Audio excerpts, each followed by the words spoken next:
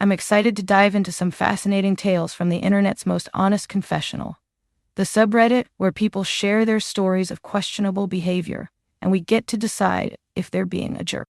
Tonight, I'll be sharing some of these cringeworthy stories with you, so grab a snack and get ready to judge.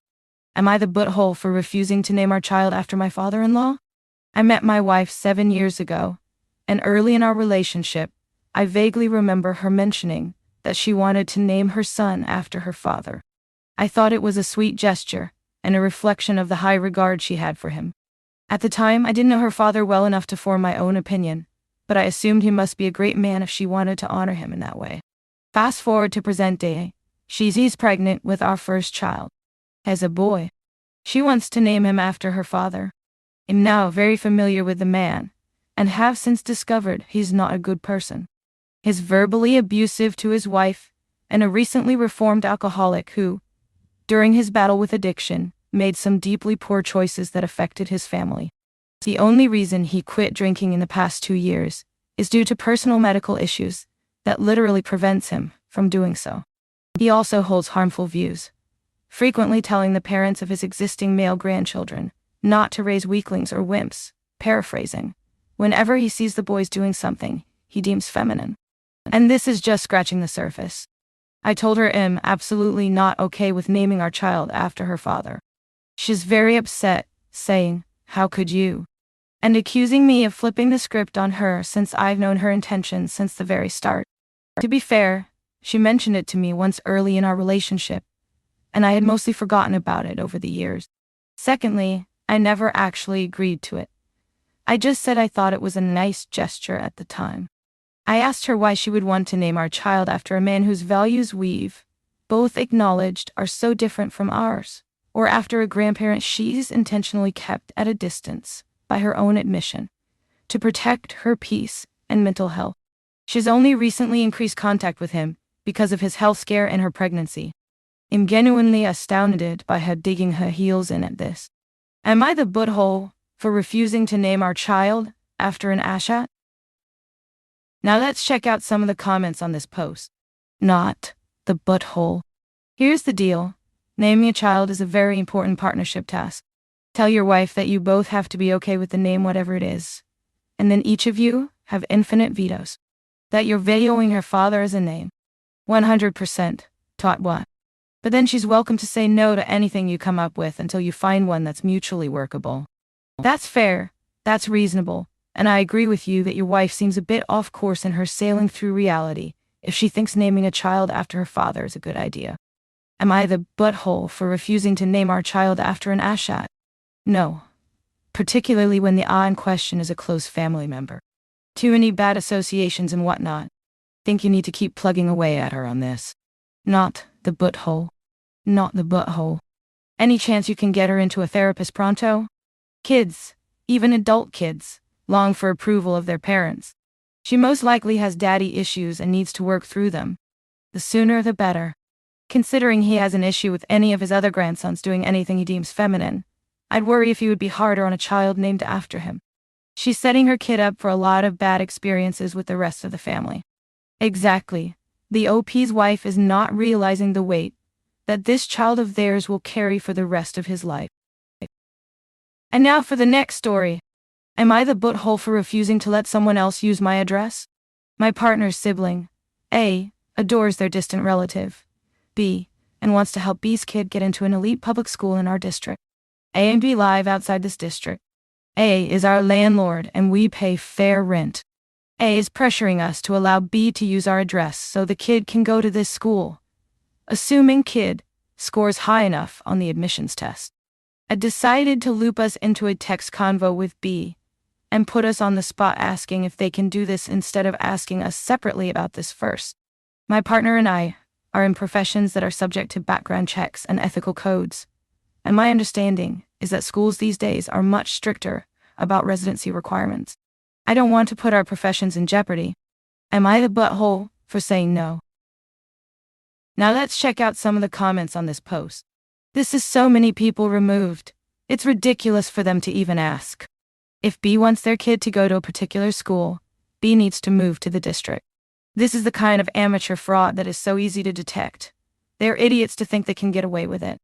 I'd be worried about what else your landlord is doing that is sketchy. Do they actually have a license to rent out your space? I'd check if I were you. This is so many people removed. It's ridiculous for them to even ask. I think you missed the description at the beginning. The favor is being asked for by a sibling. They shouldn't do it, but favor for a sibling's friend, kind of averaging out distant relative they adore, isn't crazy for being too far removed. I think you missed the part about B being a distant relative. I mean, I specifically noted it in my comment. If O had just said it, it was a person they adore rather than a distant relative, which I think is a bit of a subjective judgment anyway. Would that be better or worse from your point of view? Imagine they just said it was their best friend. Sibling's best friend is too far removed. Is a best friend who is your third cousin a more distant connection than a best friend who is unrelated? Really doesn't matter how many people removed, distance, whatever. What matters is the concern about their profession, so that's final. Not the butthole. Not the butthole. If A is your landlord, then I am assuming the home address is legally in her name. I would tell A and B you will not accept to commit fraud. But what it does with her name and address is on her. Exactly. Why did I have to go so far down to find this comment? OP can say no. But ultimately, it's up to A, not the butthole. And now for the next story. Am I the butthole? My best friend kid got married. I will try to keep this short. My best friend's son got married about 8 months ago. She had behaved very badly before the wedding. Nothing these two did satisfied her. If they didn't spend all of every holiday with her, she would throw a tantrum. Constantly told the bride-to-be that she wasn't family. Until after the wedding. So any family time at holiday, birthdays, and other events, she wasn't really invited. My friend professed to love her and was very excited about gaining a daughter. Fast forward to the wedding. Myself, and my young, 8 and autistic granddaughter attended the wedding. Everything seemed to be going well. There were a large number of kids invited and they all behaved beautifully. After the wedding, say a week later, my friend decided to tell me how horribly my granddaughter had behaved at the wedding. Was told the child had ruined the wedding. I was in tears. Understand the groom felt like my nephew and I loved the girl he married. I apologized to the couple at the very first opportunity and was met with stunned faces and silence. I was asked why I thought this and I confess. I broke and told them everything. My friend says I'm in a hole for telling her son everything. I found out recently she has been being cruel to her new daughter. The kids are moving away and are expecting. She has no idea. Am I the butthole for not telling her they are leaving? And now for the next story. Am I the butthole for telling my friend that it's been years and I don't owe him any money? I didn't get a driver's license until I was 17. Back in freshman year, I had a friend who was a junior who went to my school and lived right next door to me. He would let me hitch a ride to and from school, so I wouldn't have to walk. My mom woke up long after school started all the time, and my stepdad was abusive. He completely volunteered, and after he graduated a year later, I would take a bus. Long story short, he's believed that ever since I turned 18, I owed him money for driving. I asked him multiple times how it made sense since he didn't have to wait for me or drive any extra. Plus he volunteered, and he didn't have an answer for me. The other day, I had a splitting headache and had just left the doctor's office when my friend called me again and told me that I need to start paying back the gas money, or else he's adding interest and making me pay more, and that he's been generous. Being tired and nauseous from my headache, I blew up at him. I said that I didn't owe him jack, and I simply walked to his house when he was ready to drive back, and I was never late out of school, so he didn't ever have to wait for me. Nor did he ever drive until I'd gotten in the car, so he never picked me up. Nor did he ever park in my driveway when dropping me off, and that I was tired of him pestering me for money just for sitting in his car. After that, he hung up the phone, and now some mutual friends are texting me that I didn't have to be cruel or harsh. And some friends are even saying that I should pay him to keep the peace. But considering he drove me my whole freshman and sophomore years, it would be a ton of money to pay back.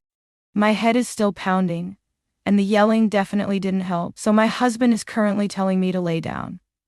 But I just need to know if I'm an asshole or not, because if I am, I will apologize and pay him. I certainly have the funds. Now let's check out some of the comments on this post. Not the butthole. Or else he's adding interest. He can add whatever he wants to sum of money that he will never get. He completely volunteered. Doesn't sound like there was any discussion on gas money, and it's so bizarre he thinks he is owed the money. Just block the dude and move on. And block the friends that are saying OP owes 2 years of gas money. No. Tell them they owe you 10 cents for every text they send you about it, and give them the total they owe you, as of now. Then text them every day, saying the more you have to text, the more they owe you. And keep tallying it up. When they say they never agreed to pay you, say, now you know how I feel being told, years later, that I owe someone gas money. Anyways, just pay me all the money to keep the peace. He thought he'd eventually get ass. Now he's trying to get her to pay for gas. She can tell him to go kick grass. You, a modern-day Reddit poet. The cash, grass, or ass.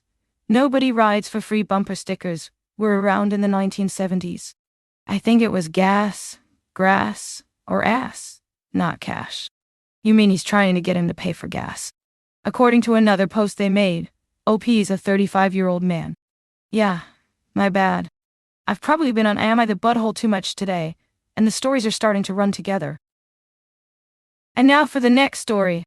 Am I the butthole for questioning not trusting my partner's friendship? My partner and I have been together for about 4 years total now. We recently got back together after a year apart to rebuild. However, we have had a setback because of one of his friendships.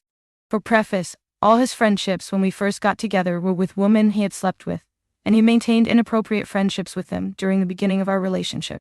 When I would point out weird behavior from some of his friends, he would dismiss me and tell me that they're good friends and/or that they didn't mean it in that way. Basically, he has a history of not setting and respecting any boundaries in his friendships. Fast forward to now.